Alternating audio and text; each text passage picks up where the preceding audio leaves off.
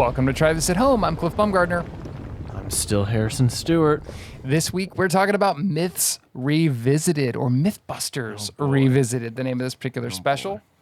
It originally aired October 12th, 2005. It was produced by Alice Dallow and written by Dan Tapster. Those names keep coming back this season. Yeah. And Alice Harrison has really owned the back half of this season. They really have. And Harrison, I have a feeling if your frantic text messages that I received yesterday are any indication that we probably feel very differently about this episode. I think so. Yes and no. My frustration from these episodes comes with empathy for the Mythbusters. Right. That it is just, I find the people messaging in and having them retest it to be just so incredibly pedantic, just to an unbelievable degree. So consistently so, where it's just like there are definitely, it is very fun to watch them correct the record, as it were, right? That's what these episodes feel like to me. It feels like a correction to an earlier story that is released. However, there are some that it is like, you obtuse little punk. Like, what to be the person that has to receive these messages sounds like my worst nightmare. You know, okay, so you know how in Dante's Inferno, like each punishment is like designed for the sin. This feels like something that is specifically designed to punish me. Like this is my worst nightmare, is having to constantly take an influx of people like, no, actually you did that wrong, because it's like, well, I was trying to have fun. No, none for me, thank you. Let me give you a piece of advice. Don't read our YouTube comments then. We never have, never will. Yeah, we are often on the receiving end of the same thing. I hear you. I really do. And I think I love the revisited episodes, partly because you get so much, and it's cool to see some of the myths come back. It's also like you get it's like the premiums of the myths, because you get just the final test, right? You get just like none of the build up, because we've already seen that. We already have the context from previous episodes, and we just get the big test at the end. I think that makes for a really fun, different kind of episode. So I enjoy them as episodes. I'm totally with you. There are some times where some of the commentary feels very, I mean, this is, early internet days, pre-social internet, but it feels very social media in terms of the comments. It feels very reply guy. Yes, it feels very reply guy. Like my take, though, I think to an extent, the viewers wrote in and were so mad thing is something they are amping up for the benefit of the show. Yes. They talk about it a lot, and it's constantly them, saying, well, the viewer said this and the viewer said that. Some of these, I think, are things that they wanted to try again. Like, I think that they have created the context of, I'm not saying people didn't write in. I'm sure they were, it's a very popular show. I'm sure they were flooded with responses and people had questions. And some of these are not even, we had a problem. Some of it is, I wonder about this now, which is interesting. Yep. So I'm sure people wrote in, but I think that they are playing into that, the viewers got really mad with us as part of the narrative. It even gets funny at a certain point. They act like they're being forced to do this. There's moments where Adam's like, well, that's not what we were testing. And I'm like, you're the one doing this. Nobody's making, the viewers aren't there. I want to ask him about that. Yeah. I want to see how much of that is like scripted versus a genuine, like, please leave me alone. reaction. Because it is funny. Adam says at the beginning of the episode, these are some of my favorite episodes to do. And then at the end of every myth, he's like, stop talking about this. Myth 1, Blown Away. So this was a myth from, was that this season? I can't even remember some of these exactly when they were. But it was the idea that being shot can send you flying through the air like you see in the movies. And the first time we saw we saw this, it was very definitively busted because physics. But the issue that apparently the viewers had with this one was the way that the rig was made, what they called the pig rig, which I still enjoy. I was glad to see that come back. Yes.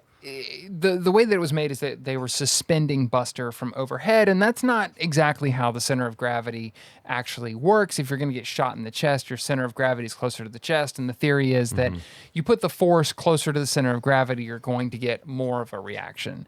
And so that is what they are going to test here. And this is one, I kind of thought it was weird to start the episode with this because, to your point, there's just nothing to this. This is one of the ones where it's like, no, at no point do I. There's other ones in this episode where I think the questions are really good. And we even get a reversal on a couple of them that are really good. But with this one, it was like, no, it's clearly not going to happen. I think the truth of this one, it doesn't change the opposite reactions law, it's that's still fundamental. Unless, again, not a physics guy, but I'm fairly certain, unless the test was we're gonna go dig up Isaac Newton and bring him back to life and have a conversation. Well, now you're talking. That's not until season 3. Oh, they need more budget. Or 4, depending on who you ask. Yeah, depending on where we are. Season 15, whatever. I do think the real reason for this one, though, was they just wanted to shoot him with the 50 cal. Yeah. Like, that seemed pretty clearly like the thing was, oh, we got a bigger gun. Let's just do that. Any excuse to bust out the 50 cal, they're going to take. And you know what? Cliff? They're not wrong. No. It's a good call. They rebuild the pig rig on this one with a different kind of system that allows the center of gravity to be a little bit more realistic and go back out to the gun range and try it with the deer slug and the 50 cal. I thought it was smart that they even make a plate. They have like a half-inch thick steel plate that they put on Buster's chest, which to just fully localize the energy. Like, now it spreads the energy out in his chest. And even with that, the 50 cal goes through the plate into Buster's spine and still only makes him fall over. It's a hell of a visual and a hell of a shot, but, for the myth, none. I hate to keep on this. Yeah. For at the risk of sounding like a broken record, but this time I was acutely aware of Grant's presence. Oh yeah. Because he wasn't there on some of the ones that they're retesting, and he just nobody adds extra redundancies, extra ways to double check the data. Yes. Like Grant Imahara. Yes. He just thinks of everything. It's insane. And I love just watching him, and it's like, what you doing there, buddy? Oh, of course, I'm adding this doodad that's going to give us this extra data point that we can compare against this to give us this. Okay. You go. You do that. There's actually a myth, and we'll get to it later on, but where it's like, this is busted because I did the math. I know. Grant's like, you don't have to do all this craziness. I can just tell you. He's like, this is what engineering is about. Yeah. I guess so. I guess so, buddy. I guess it is. I also, speaking of people who weren't there the first time, is it just me or did they get a new gun guy for the 50 cal? I remember their gun expert. Is that the FBI guy? Well, no, this guy wasn't with the FBI. Or that's later. That's later. That's with the tracer rounds. This was somebody. The first time they had the 50 cal for shooting into the pool, that was only a few episodes ago. It was a woman who was doing it, and she was the one who they were like, "Is the safety off?" She's like, "I don't know." So they get a new gun person, and this guy, they're like bringing out 50 cal, and it's all dramatic, and he's like, "Yeah, I've never shot it." And then when they ask him about it, he goes, "Yeah, it's been really hard to have it at home, just looking at it night after night." And I was like, "Oh no, what kind of machinations you got, my man? You're really into guns." What goes on in the quiet hours of your mind? It's like we've talked about before. I can appreciate guns as machines and as physics objects entirely. Sure. But I think physics objects. I think temperament matters. I think so. And my precious is not really the temperament I'm looking for. My precious is not a filthy hobbit's approach to guns is not one that makes me super comfortable. Personally, I understand people are different. That's totally cool. But yeah, I'm gonna go with not super comfortable for me. Yeah, I think. same. Oh, we're just gonna go ahead and lock in that answer. Yet again, this one was busted. Not a huge Busted. surprise, but it is busted all the way across the board. Always fun when the guns come out on the show, but yeah, nothing to this one. Gotta find a better way to word that. You're gonna throw him over with a glove. Okay, try not to hurt him. That was rad. Maybe you should use both gloves. Myth 2, running in the rain. So this, I really enjoyed this. So okay, this is me too. this is one of the great Mythbusters myths of all time. It was one that we loved the first time it came up. A perfect Mythbusters question because it is interesting, it is scientific, it is practical, everything you love. Is it better to walk or run in the rain? And we saw them do this before, where they determined that counterintuitively, it is actually better to walk in the rain because you get more wet when you are running into the rain and more water is hitting you. But what was interesting is last time around, they did this test with artificial rain in like a warehouse. But they also interviewed some people who had done this test out on the street and got opposite results. And so I remember the last time we talked about this going, I wonder if real rain would change the results because you have water splashing off the ground. You have real rain is not as consistent as artificial rain would be. There just seems like there's a lot of factors that would be worth testing, and that's exactly what they're going to do this time around. That's exactly what apparently people wrote in and said was, this is one where we were the pedants. We were saying the exact same thing as the audience was apparently saying, that no, you guys need to do this again. And so that's the plan, is to actually go back and do this with real rain. This is my favorite one in the episode, I would have to say, because of the result, but also just this seems like a perfectly reasonable thing to go back and do again. Cliff, for roughly, I don't know, 3 months, whenever we aired that episode, I have been walking through rain because the Mythbusters told me that would get me less wet. Like a fool, Cliff. No, actually, I tried off of their recommendation to walk in rain. I was like, I can't. Like, it's something in your brain is just like, whoop, gotta scoot. It's getting a little hairy out here. I gotta go. What I also love about this, you talked about how Grant wasn't around the first time. They start this with Adam and Jamie, and they say that, like, they just run out of time. I don't really know what the reason is. I don't care. It ends up being Tori and Grant who are testing this. Yes. And Grant... It is. I don't mean to say this in a reductive way at all. I hope people don't take it that way. He's adorable. Like in the hat, he looks like a kid. Just he's got the jumpsuit and he's like jumping around. He's got the hat. He's having so much fun, and it was what a great decision to put Tori and Grant in the weird rubber suits and have them be the ones doing this again. I loved that. It's also really funny that almost by default, Tori has been sometimes is like the straight man. Yeah. To Grant's ridiculousness, like to not ridiculous, his exuberance. Yeah. Like Tori seems muted by comparison. Tori's not a muted guy. No. He can get plenty animated himself. It's just that when it's them two together, the dynamic is just so amusing. I love it. I think that's another one of the fun things about seeing Grant. Grant's fast. Grant is fast. Yeah. And I noticed that as well. one of the fun things about having him on the show too is it kind of feels like Grant has a different relationship with everybody else on the cast, and so you see these interesting pairings where, like you said, Tori and Grant together, it almost feels like a older brother, younger brother kind of thing. Like they're like Tori's in comparison, he comes off slightly more serious and like kind of pokes fun at Grant, and they have that relationship. And then you get Grant and Jamie, where Grant is just constantly making fun of Jamie and can get away with it, and it's hilarious.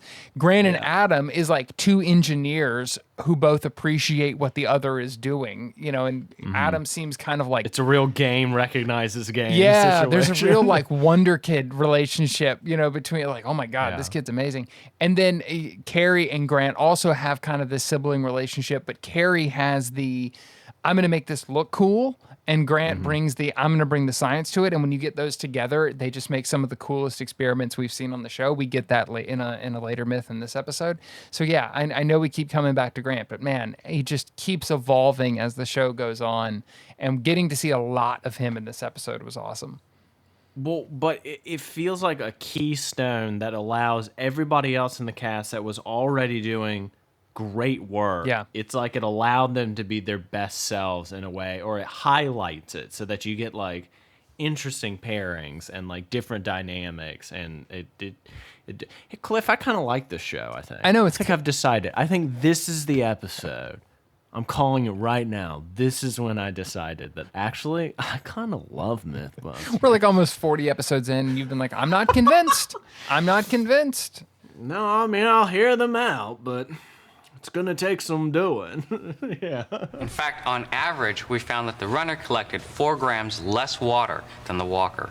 Well, you've got a larger sample size, and I guess it may be that some artifact in our artificial rain skewed the results.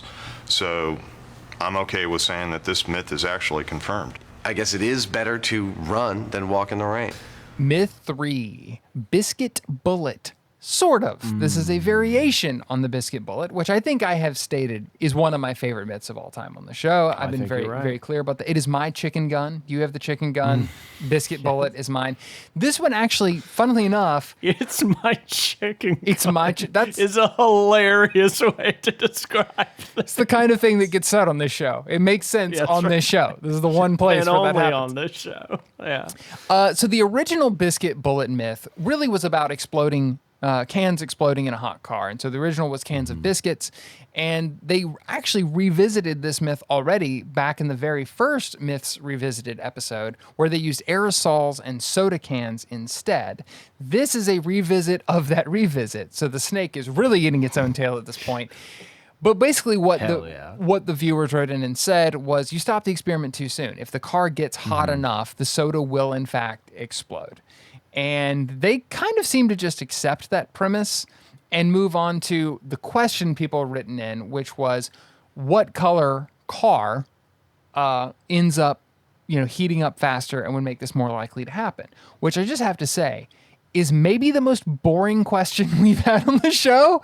This is the one where I was on your side. This is the one where I was like, really? We're going to spend, like, they keep coming back throughout the episode and we're just watching a car heat up. I got pissed for them at this point of like, who gives a crap? If it's just about, can car get hot? Yeah, car can get hot. What are you talking about? This may be rich coming from me. An on the record, not a lot of things guy, okay? Who still feels like he can occasionally criticize these things well. I will point out, even the criticisms, especially on this show, purely out of love, right? This is never, I've really never seen an episode that I out and out just hated. Yeah. Okay. What drives someone to be this nitpicky? What is it? Do they genuinely want to improve the show? Do they wish they were doing the show? Think they can do it better? Yeah. What is the core of a man or woman or other Let's be honest. This who was feels dudes. the need? I have a strong feeling it's skewing that way. Yeah. I'm not going to do an experiment to find out, but I I've look been at our on- I look at our I've back been end on data. the internet. I have our data. I've I been know. on the internet. I've been on the internet before. Why? Yeah. Why do this?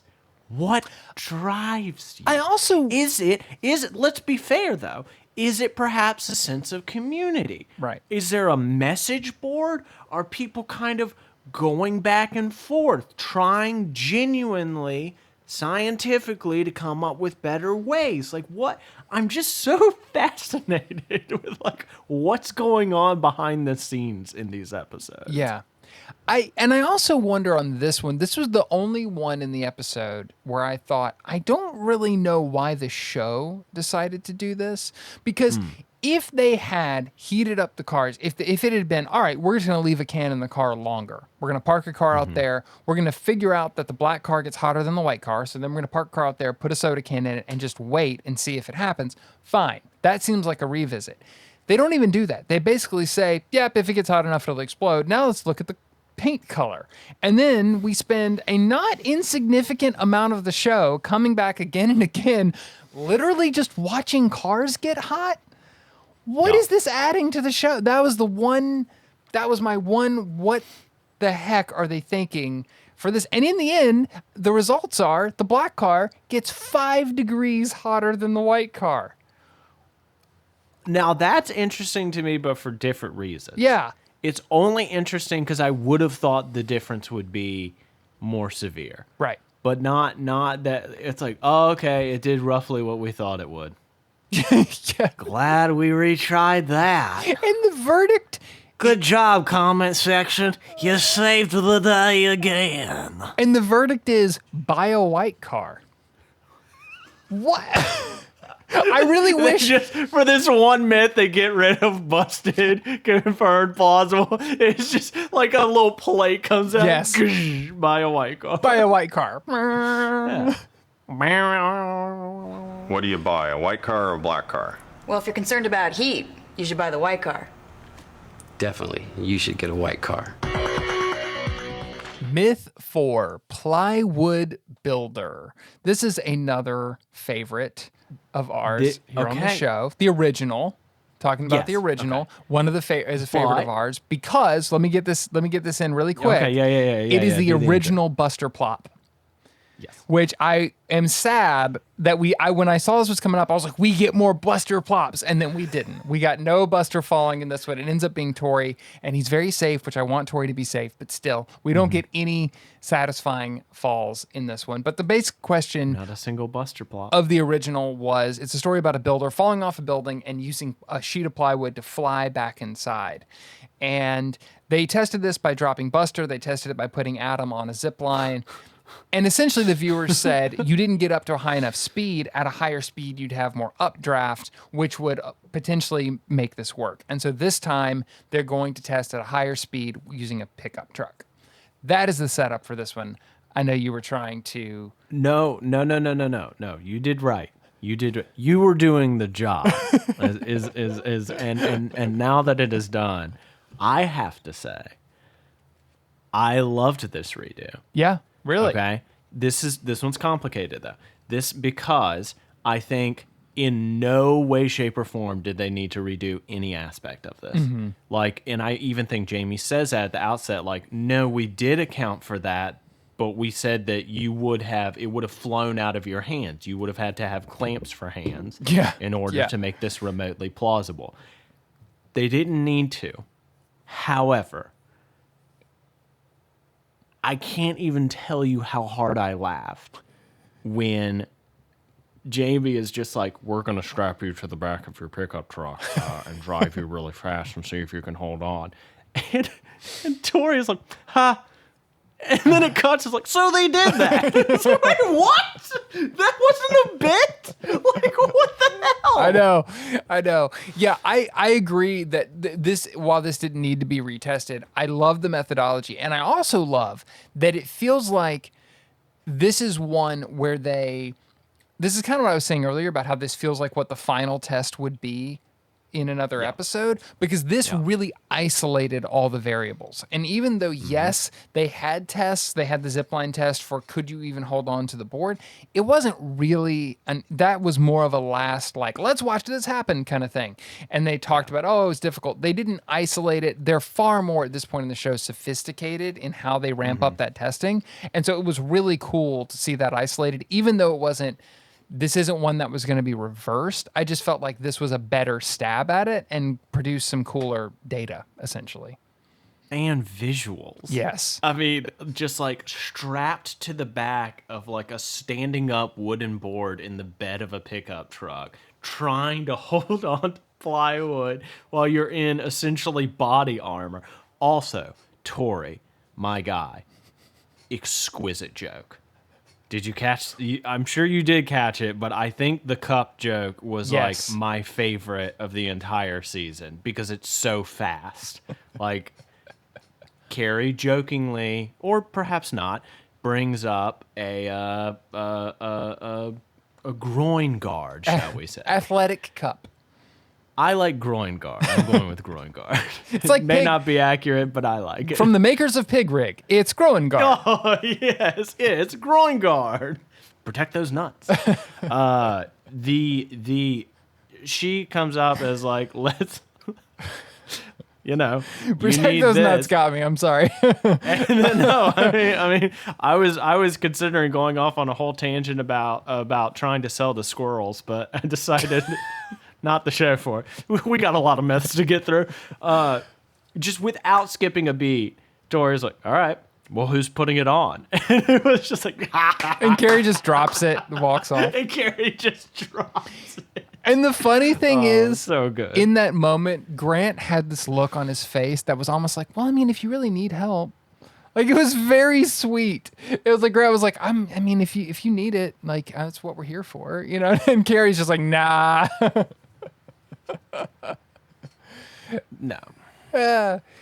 I did love, so talking about the They data on dropped this a one, they showed fuselage that- last I mean, episode. Is that not? Are you not one of the pieces that entertained? wasn't really talked about in the original testing at all, that really comes in is To evident crash here, a is like, plane on a just weekly if you were basis. moving That's at my dream speed, for this show. Just getting the plywood above your head is impossible.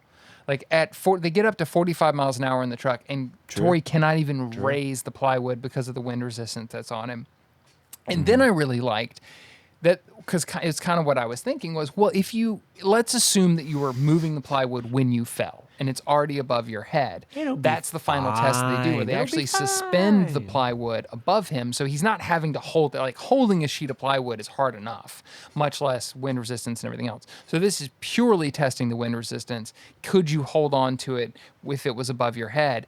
And it's the first time in any of this testing we see him get lift, which was really cool. Like, there's a brief moment of like, there is functionally something to this. It's just so completely, it's great.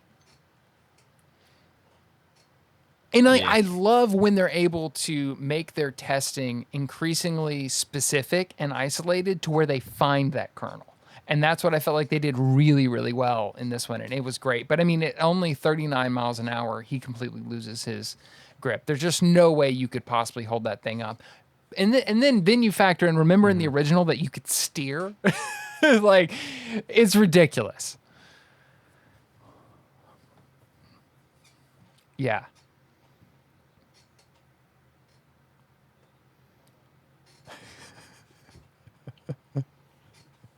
Yeah, I'm really gonna have to. Yeah. Because it feels helpful.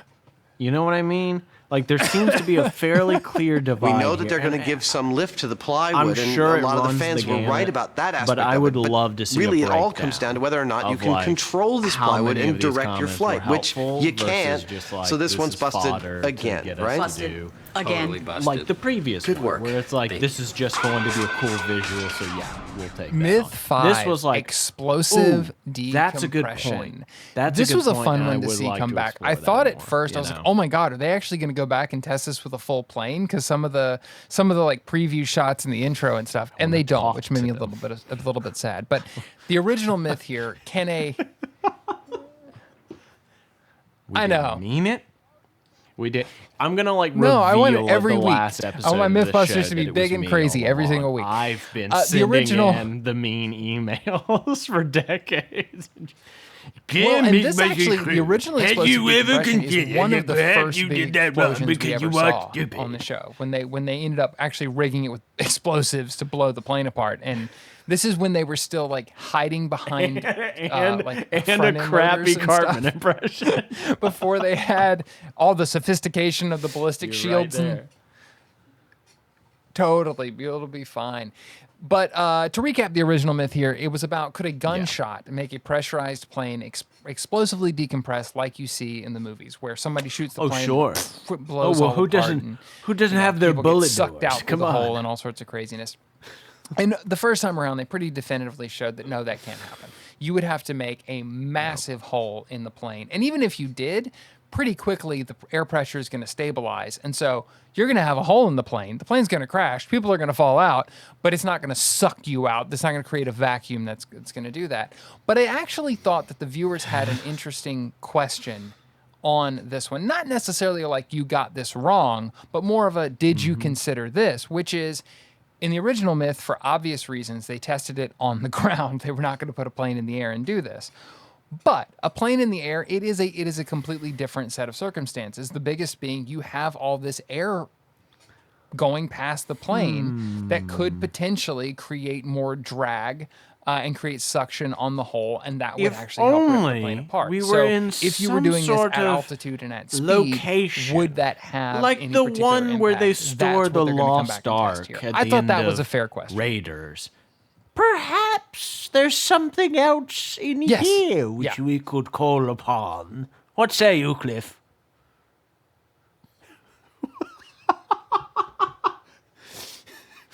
But it has to be Right. smaller, you understand. Perhaps some sort of personal flying machine. Do you happen to have anything like that?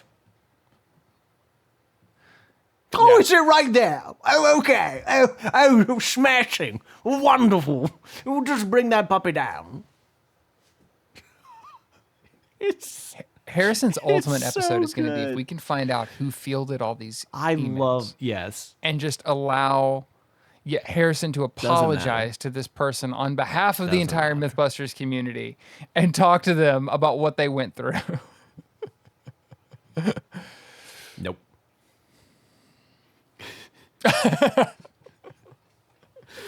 Ooh.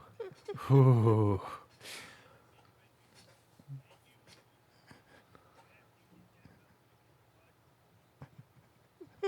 I mean, you just took us right back to the early 2000s Really because we have smart. Mythbusters and Cartman. Really smart to just be like, well, what about that up there? Can we use Yes. that? I'm also dying to transported. know if they asked Jamie. This is also what's great for this one is this is another one of those just like, did hey, it. we just happen to It have really this felt hanging like around they just sort of did it. moments where they go, we're going to is need an fair. airplane door with a bullet hole in it. Like, I got one of those. Mm-hmm. We see that twice in this Lovely, myth, man. actually, of crazy things that they need and it comes back. But the first is the door from the original myth. And the idea is they're going to essentially put it in a wind tunnel. They're going to make a wind tunnel with an airtight box on one side of the door that's going to be pressurized to simulate the airplane, and then test the airflow that's going past the hole. Actually put a fan in the wind tunnel and see if they can get this to happen. In order to do it and measure the PSI. Is there an increase We're in gonna the sneak PSI into Dad's in shop. the plane that could cause to a more explosive reaction because of the wind? And right away, the problem becomes how do you get fast enough? Like they have a, Right, like so a there's little nothing box we can do with fan that in there information, that right, does not Cliff? work. They have, and immediately they pivot back to what's becoming. Yes. Uh-oh. Twice in this episode, his pickup truck is a character at this point. Yes. No. Honorary Buster. Like, Honorary Mythbuster. we need a flying machine. We're testing airplanes. We need to get our paws. Yes. Yeah. Yeah. Oh, wait, we have one hanging Still from the goes ceiling. 85. No problem. It's right there. Pretty sure that's not a speed anywhere in the States, but They bring back the flying machine Nope. that Adam and Jamie made in the A-okay. jetpack myth, which is still, I love seeing this thing. It is one of the best, even though I it love didn't, it. work to I the wasn't the able way to that it stop was supposed to in the thinking about myth. that the Doesn't entire matter. time. It is one of the coolest Do you builds, think and they that they even out of thought all the anything of things it, that we've seen or them is like it just repurpose like, or whatever. man, This is probably the going one to where a they're like, set? we can't mess this up. Adam and Jamie are gonna kill us because this was, I think it was a $10,000 build, if I remember correctly, is what fair. they said originally. So this is a $10,000 flying machine that is custom made, custom built, that they are now turning on its like side With a and casual using as flying their machine fan going for the wind tunnel. 85 But down, man, I was happy down to see the this. freeway. Casual. I'm sorry, what do you have in the back of your pickup truck, Cliff? Or they Come just did on. it.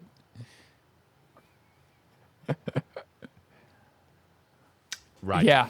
Yeah. It's true. I can't It's true. I That's where can't tell, keep you your know, when flying Peter hatchet. Heap was on the show, original Mythbusters cameraman, he was talking What else about do how you for a need? while, there was a lovely man. There were two shops. There was the M7 shop that got opened at one point. I think there was also an M6 in the in between. So I think Cary Grant and Tori are in their own shop at this point. It's kind of hard to tell the way that the way the show is filmed. It's a little bit hard to they're constantly cutting back and forth between all these different locations that look pretty similar. So yeah, it might be that the kids are just that they have their own little shop and they're like, we're just gonna do stuff and see what happens. Yeah.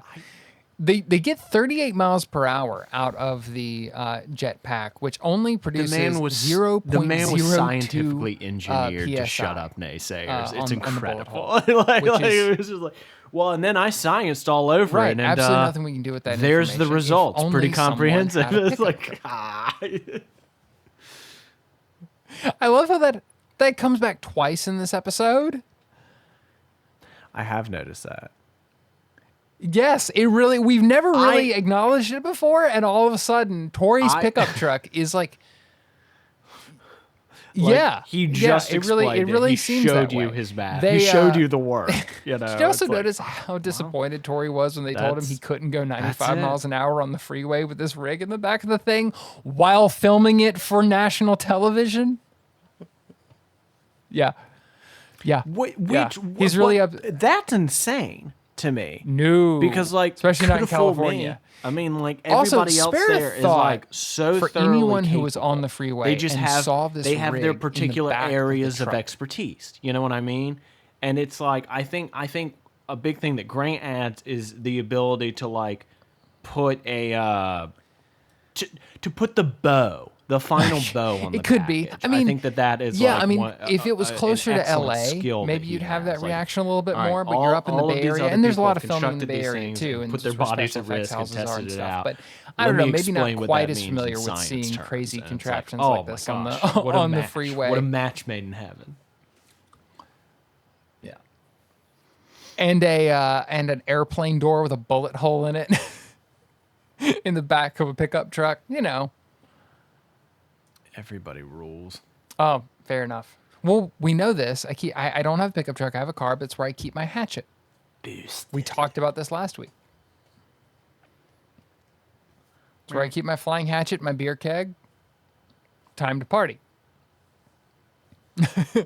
This is what we referenced earlier, though, where the results on this one, even on the freeway, when they get up to freeway speeds as fast as they can go, they still only get 0.05 PSI. That's the whole which is thing. just not going to be enough, even if you kept scaling that up to airplane speeds. And this is where Grant does the math, and they actually just says, I calculated it, and even if you got up to airplane speeds at altitude, it would still only generate about an additional 1.4 psi, which stacked on top of the original myth, still not enough to blow the plane apart.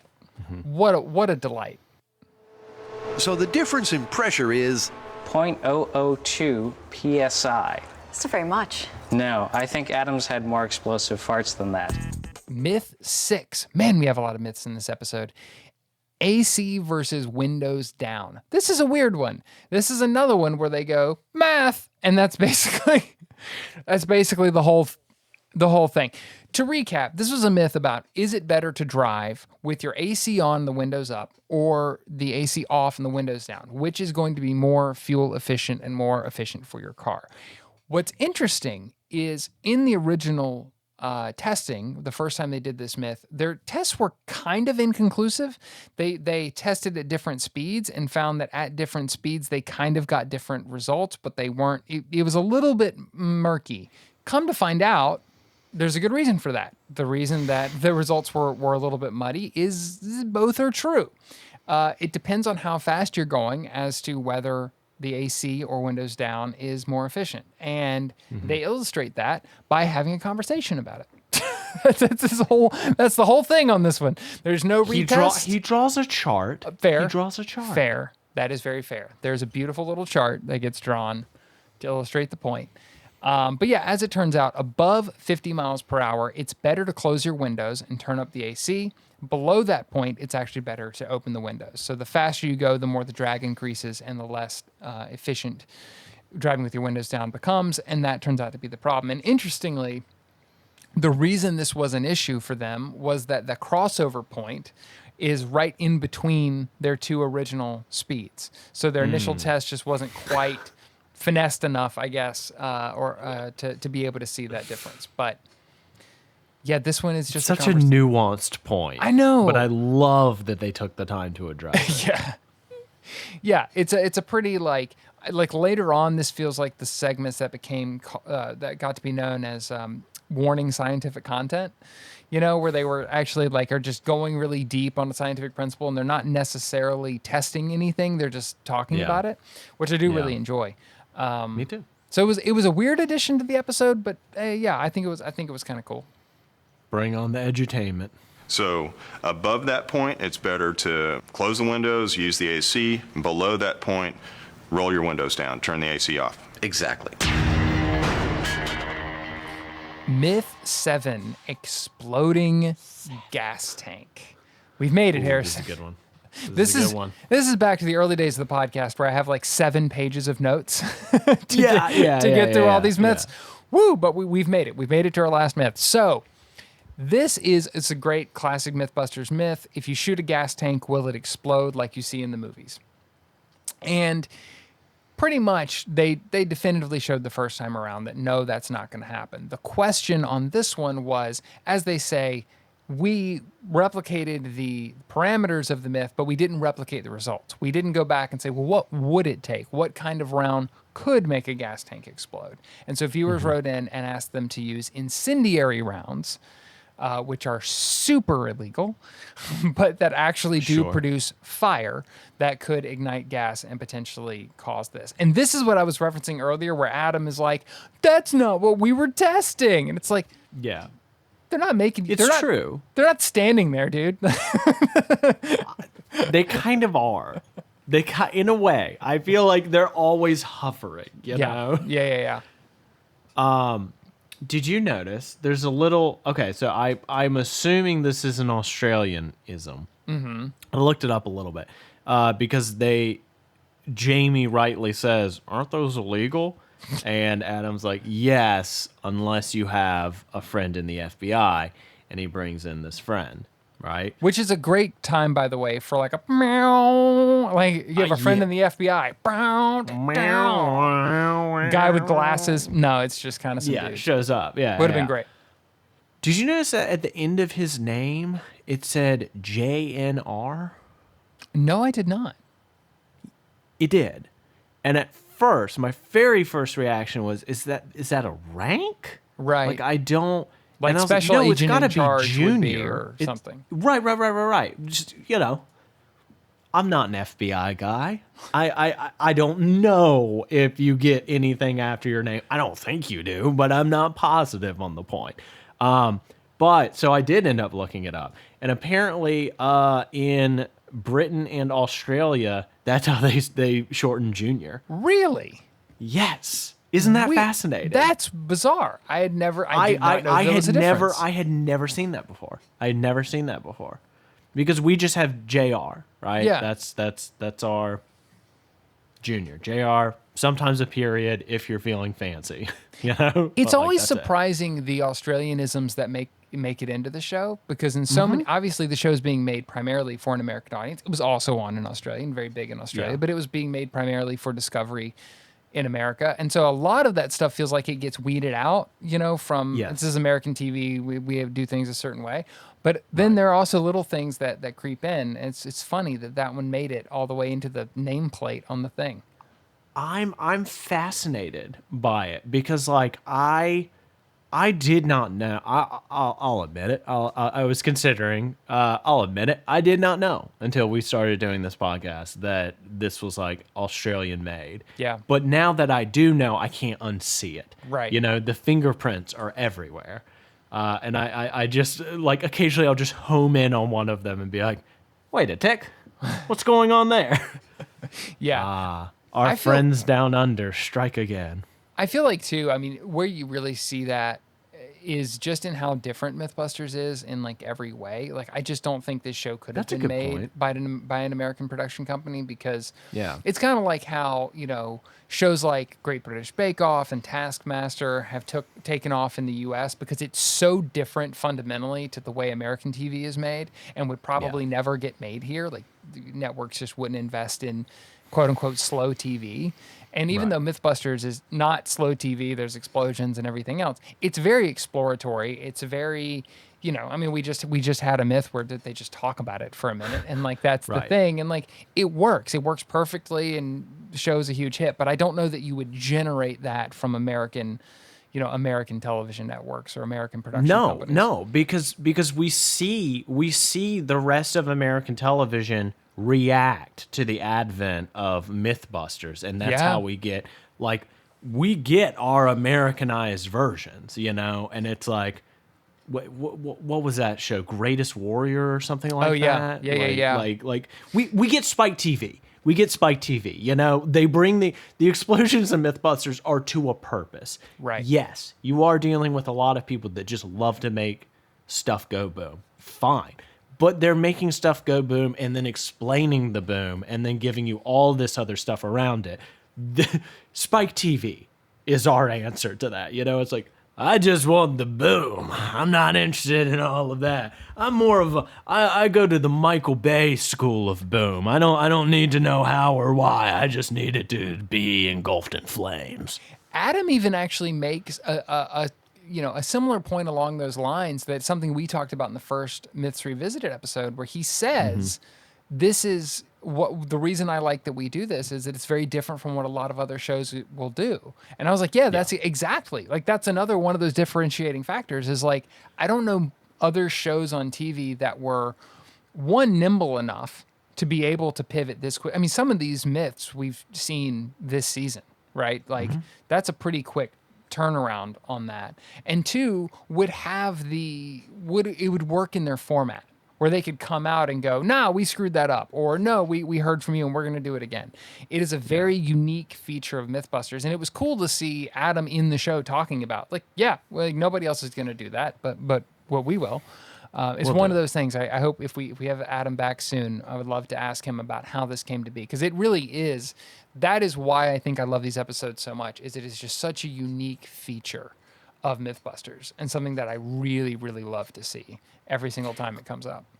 Cliff, I don't think we've, and I'll admit it. So similar to how Myths Revisited is kind of about not copping to mistakes, but just kind of owning up to like, yeah, that could have been more robust. I feel like we've not done a great job on this podcast impressing on people that we like this show. I think we need to rectify that. Yeah. I think we need to change. And I think we need to pledge to the audience that we will be better. We will let you know that actually, I kind of fuzz with Mythbusters. Kind of fuzz with it. And part of that is we should talk more about how cool Grant is. We really haven't done our diligence in I talking think you're about how on to cool something, Grant kid. is. Kid, I think you're on to something. Let's start right now. Hey, let's be the change we want to see in our own podcast. Before we go to confessional and right our ways here, can I be the pedant in the audience for a second? Can I same as it ever was. Yeah. Can I talk about the thing that bugged me in this myth in Please. particular? And this is an old gripe of mine, and it is, I'm going to say at the beginning, I hate myself. Okay, just if before you leave a comment and you're like, "Bleh," I know, but I felt like in the spirit of an episode about people writing in and saying that's wrong, I couldn't not say something. All right, hit us. As they start shooting the gas tank, they have like an M16. It looked like they're shooting the gas tank with these tracer rounds. They keep referring to that Jamie empties a full clip, or that they empty clips at the gas tank. Here's the thing. That term gets used a lot. Those types of guns do not have clips. Oh, Cliff. I know. Every time I hear clips, it goes all the way back to, there's a famous line from The Matrix where they talk about men have emptied entire clips and hit nothing but air. And every time it just makes my pedant quills stand on end because those are magazines. Those are not clips. Clips are on old weapons where the bullets were actually clipped into I believe they're mostly metal, I guess later plastic, but frames that you could stick in and pull all the bullets off in the gun. They were actually something the bullets clipped into. These are magazines which are fed by springs. They are not the same thing. Yes, go ahead, make fun of me and hate me. Empty the mag does not have the same ring to it. Oh, see, I think it does. Or should I say clip? There we go. Is that my new nickname? Yes. I'm going to find a way to change your name so that at the bottom of our record, it'll say Bibley Johnson and Clip. Actually, my name is Clagazine. Thank you very much. He got there. Clagazine Bumgardner. Damn fine to meet you. We should say you just referenced Bibley Johnson, and that is a bit of an in-joke for folks listening to the podcast who maybe also listen to our friend Michael Kent's podcast. He's been on the show before, and we have been on his show, The Internet Says It's True. We recently, I'm not exactly sure when these 2 episodes are going to drop, but we recently went back on his show to talk about some Mythbusters stuff and had a really good time talking to Michael. It's always fun to go on his show. Highly recommend. Go over and check out. If you like our show, you will love The Internet Says It's True. All kinds of weird and wonderful facts. And Michael has been taking some of our episodes and some of the Mythbusters episodes and then digging in, going even a little bit deeper with modern research, modern science into some of the things that we talk about. And that's what we joined him to discuss. So go find that wherever you get your podcasts. It's a really, really good time. And you will understand why Harrison is called Bibley Johnson. Or you won't. I don't. We'll see. So. This was the going back to the testing on the exploding gas tank myth. It was interesting because Jamie shoots it more. Everybody shoots it, and they're using these tracer rounds, and nothing's happening.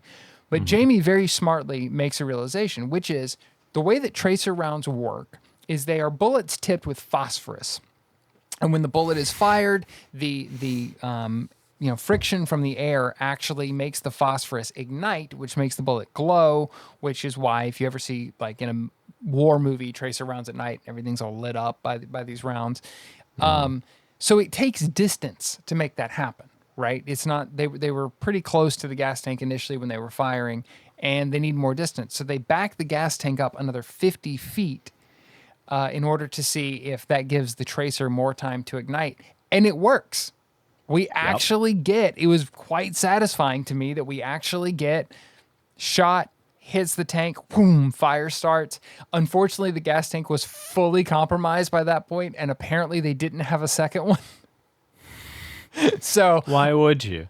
For a myth that you're going to be firing things at, why would you get an extra one? Come on. Yeah, I know. Why bother?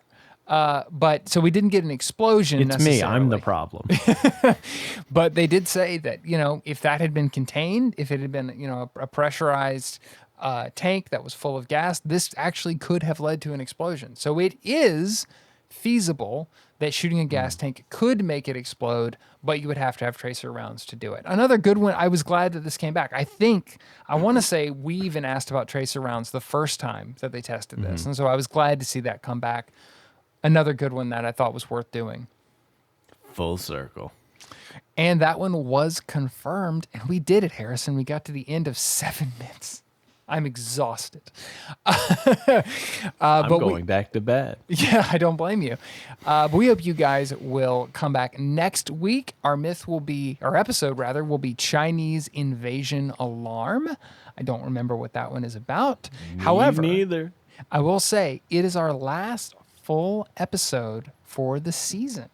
It is the last regular Mythbusters episode. The season ends with a very special behind-the-scenes look, which we are also going to be diving into and are excited about. But next week will be the final episode of the final actual full, typical recap of some new myths. So very excited to see that. Hope you guys will go watch that episode in advance so you can follow along with us while you're out there on the internet. Remember, leave us a rating and review wherever you listen to the show. Not going to put too fine a point on it, but like creators on Spotify and all across the internet are dealing with really weird times right now. And it's hard to get shows, especially shows made by actual human people, to rise up the ranks. So the best way to do that is to push the machine's buttons and let them know that you like what we're up to. You can follow us on Instagram and share our videos, also on YouTube. There's visual clips, there's stuff. We're out there. We're pretty easy to find. If you just search Try This at Home or Slugline Media, we're out there. So come join us and let folks know about the show. It really helps us out. Come leave us a billion comments on what we could have done differently. Yeah, and we'll do it in our Mythbusters Revisited. Redux Director's Cut. What about at Final some edition. point between the seasons, what about Try This at Home Revisited? We go back to our own podcast. I'm not reading the comment section, Cliff. You can't make me. It's just going to be my text messages to you. I'm just going to text you directly. It's you. You've been leaving mean comments the whole time. Except with Through our a series show, of burner accounts. at our show, it would have to just be like, in episode 3, we did not land that James Bond joke as clearly as we wanted to. We're going to do it Well, that's again. not specific enough. Exactly. Which James Bond joke and what was it supposed to do? Yeah.